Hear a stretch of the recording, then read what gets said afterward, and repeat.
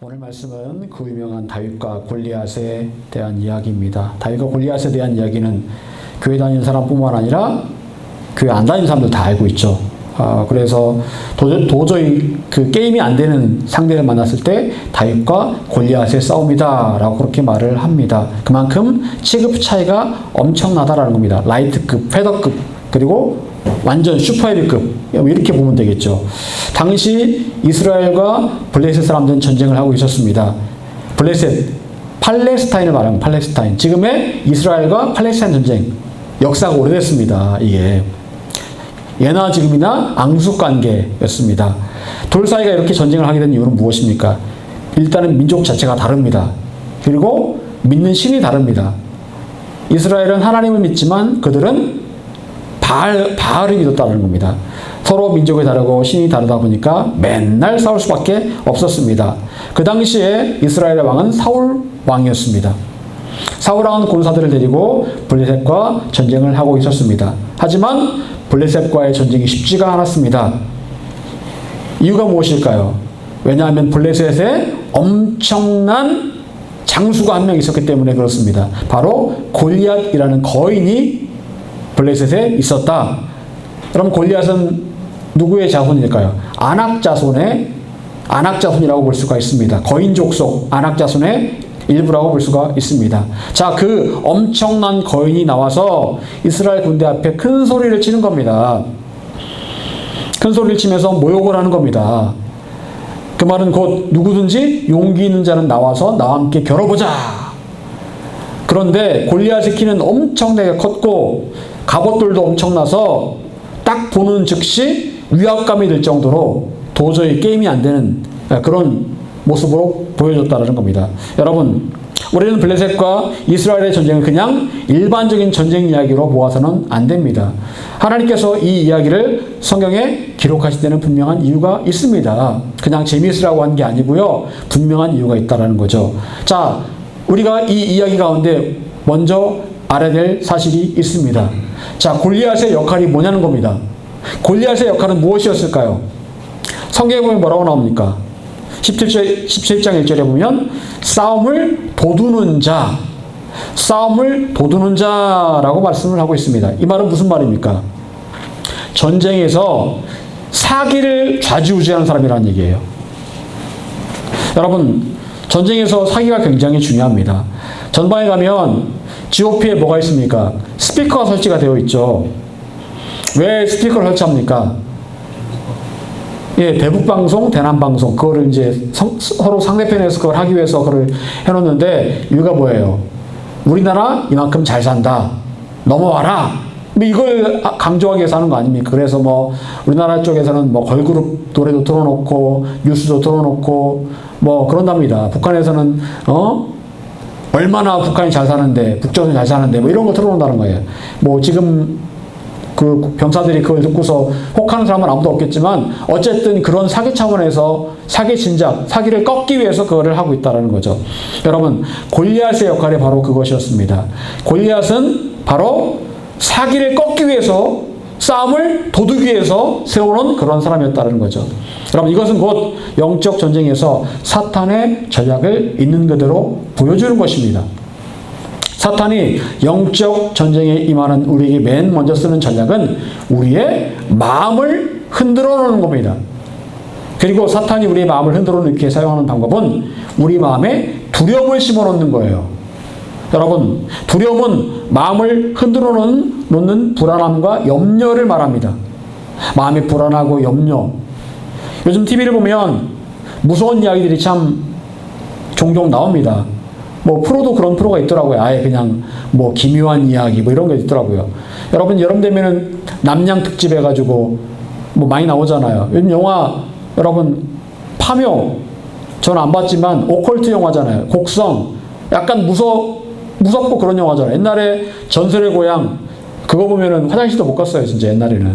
지금 보면은 참 유치한데 내 다리 내놔. 뭐 별로 유치한 건 사실은 되게 유치한데 그때는 어찌나 그게 무서웠는지 어린 마음에 그거 보고 나면 화장실도 못 갔어요. 또 더군다나 밤 10시쯤에 돼서 해가지고 또 안 볼 수도 없고 볼 수도 없고 참 그랬던 기억이 나는데 여러분 그런 것들을 보면 어떤 마음이 듭니까?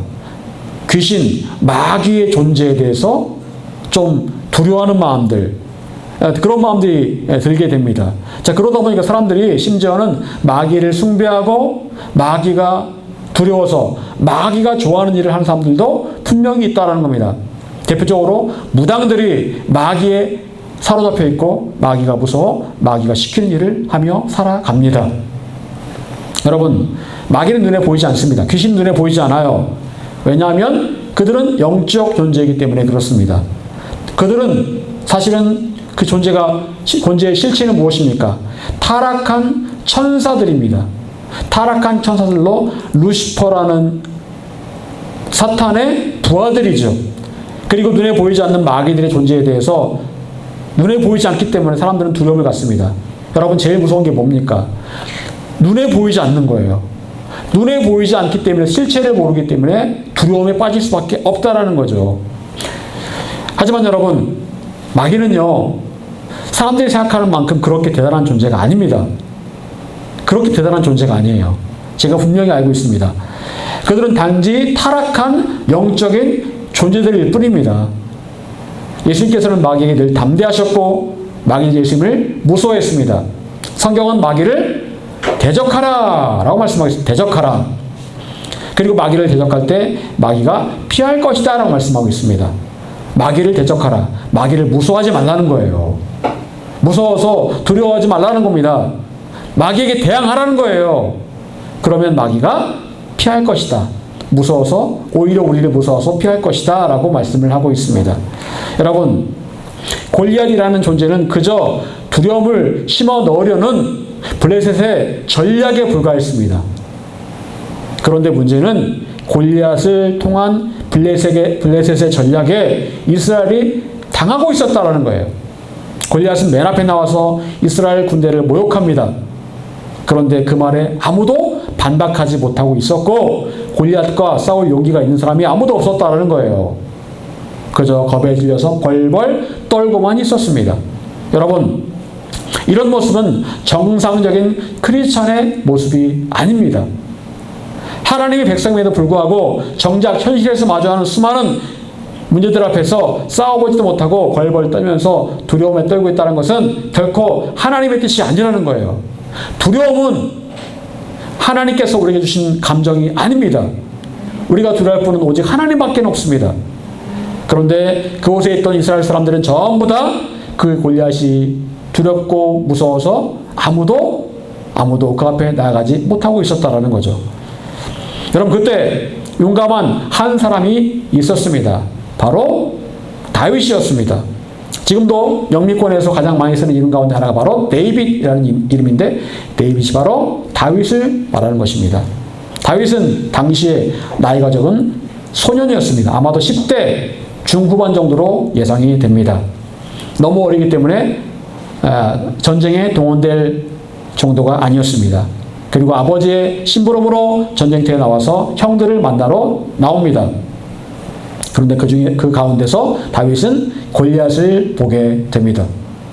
그런데 골리앗을 본 다윗의 반응은 다른 사람들과는 전혀 달랐습니다. 그곳에 있던 모든 사람들이 두려움에 빠져 있었지만 다윗은 두려움이 없었습니다. 오히려 마음에 분노가 일어납니다. 그 분노는 하나님의 군대를 모욕하는 골리앗에 대한 분노였습니다. 어떻게 골리앗을 대하는 다윗의 반응은 다른 사람들과 이렇게 다를 수가 있었을까? 똑같이 골리앗을 보았는데 누구는 두려워하고 누구는 분노했습니다. 여러분, 다윗의 분노는 거룩한 분노였습니다. 거룩한 분노였어요. 그것은 하나님께서 주신 진정한 용기에서 비롯된 분노였습니다. 여러분, 다윗에게는 두려움 대신 용기가 그 안에 채워져 있었습니다. 과연 다윗의 진정한 용기는 어디에서 온 것일까요? 우리는 다윗의 말을 주목할 필요가 있습니다. 37절 같이 한번 읽어보겠습니다. 37절. 자, 시작. 또 다윗이 이르되 여호와께서 나를 사자의 발톱과 공을 밟음에서 건져내셨은즉 나를 이 블레셋 사람의 손에서도 건져내시리이다. 사울이 다윗에게 이르되 가라, 너와 여호와께서 너와 함께 계시기를 원하노라. 아멘. 여러분, 당시 다윗의 직업이 무엇이었습니까? 목자였습니다. 가축들을 지는 목자였습니다. 목자 역할은 어떤 일입니까? 온갖 들짐승로부터 가축들을 지키는 겁니다. 그 당시에 아마 사자와 곰이 중동 지역 그 이스라엘 땅에 출몰을 했던 것 같아요. 지금은 있는지 모르겠는데 사자와 곰이 양을 잡아먹기 위해서 옵니다. 그때마다 다윗은 그 곰과 사자를 쫓아야만 했습니다. 너무나 두려운 일이죠. 곰과 사자, 양뿐만 아니라 사람도 해칠 수 있는 그런 엄청난 동물들입니다. 목숨을 걸어야 되는 일입니다. 하지만 다윗은 어린 나이였음에도 불구하고 그런 모든 두려움을 몰아내고 양들을 지켜낼 수가 있었습니다. 그리고 그렇게 곰과 사자로부터 양들을 지키고 또 자신을 지켜낼 수 있었던 그 힘이 바로 하나님께서 함께 하셨기 때문에 그 일이 가능했다라고 고백을 하고 있습니다. 여러분, 사람들에게는 없지만 다윗에게는 있던 것이 무엇이었습니까? 다윗에게는 무엇이 있었습니까? 그것은 바로 하나님께서 과거에 그동안에 함께 하심으로 늘 보호하시고 지켜주셨던 놀라운 경험이었다는 거죠. 그동안 하나님께서 나를 모든 위험 가운데서 지켜주셨다, 보호하셨다라는 그런 놀라운 경험이었습니다. 그래서 다윗은 지금 이 상황 가운데 전혀 주눅들지 않았고 전혀 두려워하지 않았다라는 거예요. 여러분, 경험이 그래서 무섭습니다. 경험이 있으면 무섭지 않아요. 여러분, 초보자가 왜 큰 길가에 나가기 무섭습니까? 경험이 없기 때문에 그런 거예요. 저도 예전에 티코를 타고 다닐 때, 티코 수동 타고 다닐 때 처음 타고 나가는데 시동을 한 20번은 꺼트려 먹었습니다. 예. 무섭더라고요. 진짜 무섭고 이게 잘 안 되고 그랬던 기억이 나는데 경험이 쌓이다 보니까 이제는 그게 전혀 두렵지가 않은 거예요. 여러분, 그렇습니다. 경험이 있으면 두렵지 않고 경험이 없으면 두렵습니다. 그런데 다윗은 하나님께서 함께 하셨던 경험이 있던 사람이었어요. 여러분, 용기는 억지로 내가 가져야지 한다고 가져지는 게 아닙니다. 진정한 용기는 경험들을 통해서 체득된 믿음으로부터 나오게 되어 있습니다. 경험이 쌓이다 보면 믿음이 나오고 믿음이 쌓이면 거기에서 용기가 나오는 거예요. 신실한 믿음이 있다면 진정한 용기도 생겨날 수밖에 없습니다. 여러분, 하나님과 여러분이 얼마나 깊이 교제하고 여러분의 삶 가운데 하나님께서 함께 하심을 경험을 하고 있다면 여러분의 믿음이 더욱 강해질 겁니다. 근데 평소에 하나님과 전혀 교제가 없고 하나님과 대화하는 것도 없고 기도도 안 하고 말씀도 안 보면 믿음이 생길 수가 없습니다. 갑자기 믿음이 생긴다고요? 아니요. 갑자기 믿음이 생기지 않습니다. 계속해서 하나님 앞에 나아가기를 소망하면서 기도하고 말씀 가운데 나아갈 때에 거기에서 믿음이 점점 생기게 되어 있는 거예요. 여러분, 그리고 무엇보다 믿음이 자랄수록 진정한 용기가 부어지게 되어 있습니다. 그리고 진정한 용기가 부어지면 그 마음에 두려움이 자리 잡지 못합니다. 두려움이 자리 잡은 그 자리가 비워지고 용기가 채워지는 거예요. 여러분, 지금 내 마음에 두려움이 있다? 다른 말로 말하면 지금 내 안에 믿음이 없다는 거예요. 두렵고 염려가 된다? 믿음이 없다는 거예요. 여러분, 또한 우리는 다윗이 골리앗을 대하는 그 시선을 주목할 필요가 있습니다.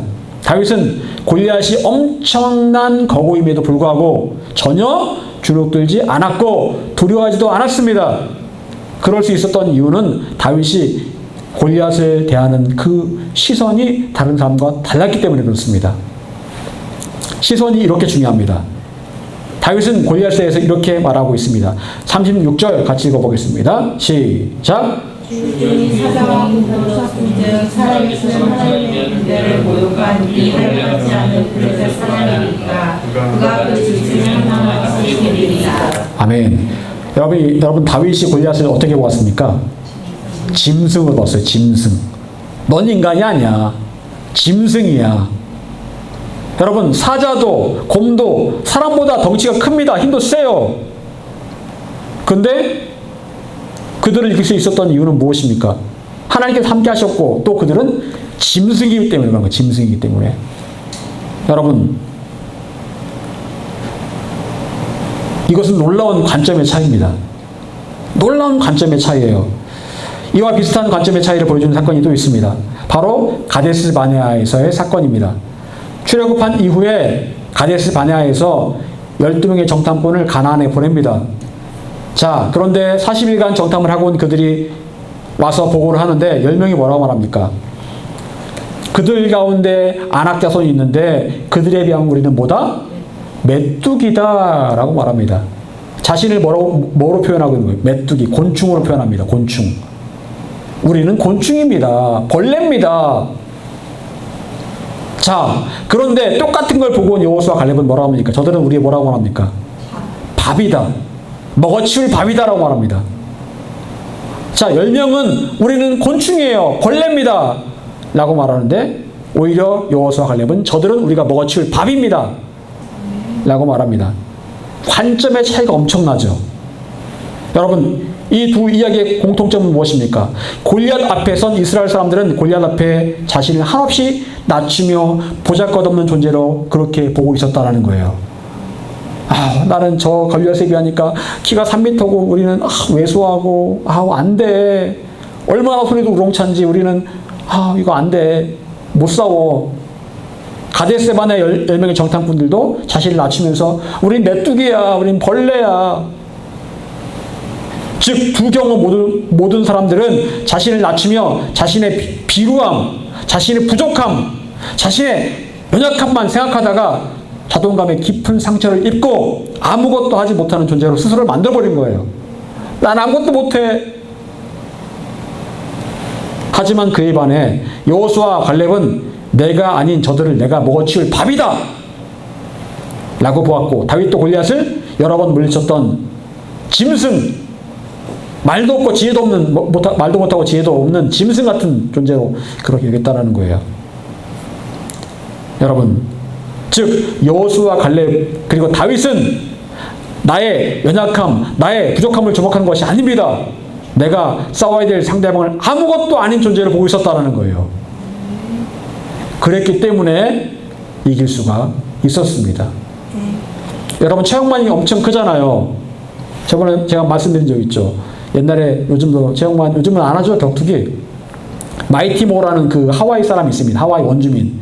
키가 작아요. 작고 땅 닮아갑니다. 체육만에 되면 엄청 작아요. 싸웠는데 누가 이겼을까요? 마이티모가 이겼어요. 마이티모가. 신기하더라고요. 마이티모가 점프를 해서 뛰어서 체육만 얼굴 치더라고요. 그러니까 한 번 맞고 쓰러지는 거예요. 그 골리앗 같은 체육만이. 체육만의 별명이 뭡니까? 테크노 골리앗 아닙니까? 테크노 골리앗. 골리앗이 쓰러지더라고요. 뛰어서 얼굴을 딱 치니까 맞고 쓰러지더라고요. 마이티모가 주먹이 돌주먹. 여러분, 딱 보면은 벌써 위압감이 들죠. 하지만 주눅들지 않았습니다. 어떤 생각을 했을까? 쟤도 키만 크지 멀대 같은 놈인데 내가 한번 치면 넘어가. 이런 자신감을 가지고 친 거예요. 그랬더니 정말 넘어가더라고요. 여러분, 우리는 마귀의 전략을 잘 알아야 됩니다. 마귀가 우리를 전쟁도 하기 전에 무너뜨리는 방법은 마귀가 사실 아무것도 아닌 존재라는 사실을 알지 못하게 하고 또 내가 얼마나 부끄럽고 연약한 존재인지를 자꾸 부각을 시키는 겁니다. 넌 안 돼. 너는 못났어. 네가 무슨. 그래서 끝도 없이 나의 자존감을 무너뜨리는 겁니다. 여러분, 물론 우리는 죄인들입니다. 하지만 더 중요한 것은 나의 모든 죄를 대신해서 예수님께서 이미 십자가에서 죽으셨고 우리는 그 사실을 믿을 때 이미 승리한 사람들이라는 거예요. 이게 중요한 겁니다. 그런데 마귀는 이 사실을 자꾸 잊어버리게 만듭니다. 저도 설교하기 위해서, 예배 인도하기 위해서 이 자리에 서게 되면 마귀가 수도 없이 제 마음을 공격하는 것들을 경험을 하게 됩니다. 너는 지난주에 하나님 실망시켰고 이런 죄를 졌고 그럼 네가 무슨 찬양을 하고 네가 무슨 설교를 해? 네가 목사야? 이런 식으로 저를 막 정죄를 합니다. 마귀가. 딱 쓰려고 이제 예배 인도하려고 설교하려고 하면 딱 쓰면 그렇게 막 마귀가 막 정죄를 해요. 분명한 마귀의 공격입니다. 근데 그때마다 저는 선포합니다. 그래 맞아. 나는 연약하지. 나는 부족하지. 나는 죄를 졌지. 하지만 나는 이미 예수님께 자백함으로 회개함으로 용서받았어. 나는 더 이상 죄인이 아니야. 나는 용서받은 자야. 당당히 설 수 있어. 마귀야 예수 이름으로 떠나갈지어다. 사랑하는 여러분, 자신의 문제는 전쟁에 임하기 전 이미 예수님 앞에 회개함으로 해결을 해야 됩니다.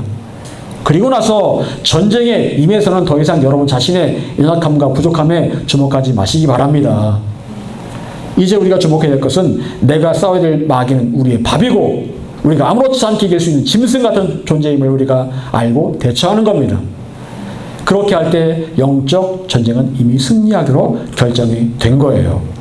여러분 마귀를 무시하십시오. 마귀를 아무렇지 않은 존재로 그렇게 대하시기 바랍니다. 하나님께서 여러분과 함께 하십니다. 자, 그렇다면 왜 우리는 이렇게 마귀를 무시할 수 있고 하찮은 존재로 여길 수 있을까요? 46절, 47절 같이 다시 읽어보겠습니다. 자, 시작. 오늘 여호와께서 너를 내게 명령하시니 내가 너를 쳐서 내 목에고 내 생군대의 시체를 공중에 해와 땅의 동성에게 주어 온 땅으로 이스라엘의 하나님의 줄 알게 하고 또 여호와의 구원하시니 칼과 성이 이기지 아니함을 이 우리에게 알게 하리라. 전쟁은 여호와께 속한 것인즉 그가 너희를 그 손에 넘기시리라. 아멘. 그럼 다윗이 골리앗과 싸울 때 두려워하지 않을 수 있었던 이유가 무엇입니까? 그것은 바로 전쟁은 하나님께 속했다. 이걸 알았기 때문에 그래요. 내가 싸우는 거 아니다. 전쟁은 하나님께 속했다.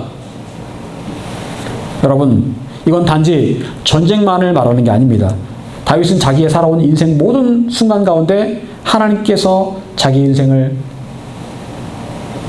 가운데 함께 하셨음을 늘 고백하고 있습니다. 양을 칠 때도, 사무엘이 다윗에게 기름을 부을 때도 늘 다윗은 하나님과 함께 했고 하나님께서 내가 하나님께 속한 인생임을 그가 고백할 수가 있었습니다.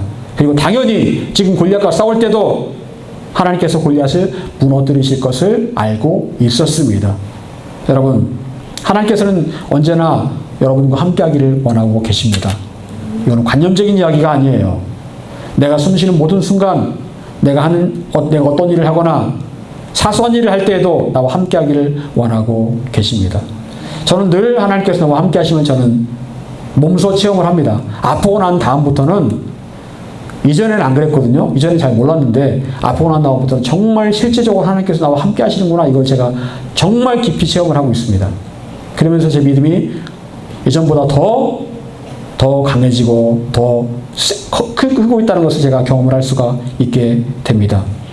여러분, 하나님께서 살아있는 채로 하늘로 데려가셨던 에녹의 모습에 대해서 성경은 에녹이 하나님과 동행했다라고 기록하고 있습니다. 하나님과 동행했다. 무슨 말입니까? 모든 순간 에녹이 하나님과 함께 했다라는 거예요. 모든 순간을 하나님께서 에녹과 함께 하셨다라는 겁니다. 여러분, 에녹은 예배일 때만 하나님과 함께 했던 것이 아닙니다. 인생의 모든 순간을 하나님과 대화하고 하나님과 상의하고 하나님의 인도하심을 받으며 살아갔습니다. 여러분, 하나님께서는 저와 여러분의 모든 순간 가운데 함께하기를 원하고 계십니다. 슬플 때, 낙심될 때, 불안할 때, 염려될 때, 좌절될 때, 기쁠 때, 슬플 때 늘 함께하기를 원하고 계십니다. 그리고 그 순간 모든 하나님께서 여러분 가운데 말씀하시고 조언해 주시고 선한 길을 보여주시고 인도하기를 원하고 계십니다. 여러분, 그런데 많은 사람들이 일주일 가운데 6일은 내 마음대로 살다가 주일만 하나님과 함께하려고 합니다. 그것은 하나님과 동행이 아닙니다. 그렇게 살면 하나님이 외로우십니다. 하나님과의 관계는 그저 표면적인 관계, 종교적인 관계에 그냥 불과합니다. 다윗은 모든 인생에서 하나님과 함께하고 있었기 때문에 골리앗 앞에서도 절대로 주눅들지 않고 두려워하지 않았습니다. 사랑하는 여러분, 여러분의 24시간을 하나님과 동행하고 계십니까? 하나님과 대화하고 있으며 하나님께서 말씀하신 것들을 듣고 있습니까? 그렇게 살아간다면 골리앗 같은 상황이 닥쳐도 전혀 두려워하지 않을 것이고 오히려 평안하게 하나님께서 주신 진정한 용기가 채워져서 아무렇지 않게 그 상황을 돌파하며 이겨낼 수가 있을 것입니다. 바라기는 여러분 모두에게 더 큰 믿음이 부어지고 다윗과 같은 진정한 용기가 채워지시기를 간절히 축원합니다.